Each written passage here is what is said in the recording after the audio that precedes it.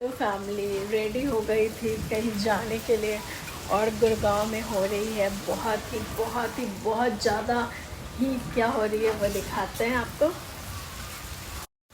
हमारे कर्टेन को हटा के दिखाते हैं। बारिश, भगवान ने कर दी है खूब सारी बारिश। तो फैमिली अब हम कहीं नहीं जा पाएंगे, रेडी हुए थे लेकिन कहीं जा नहीं पाएंगे। आज मैंने न्यू कपड़ा पहना तो बारिश हो गई।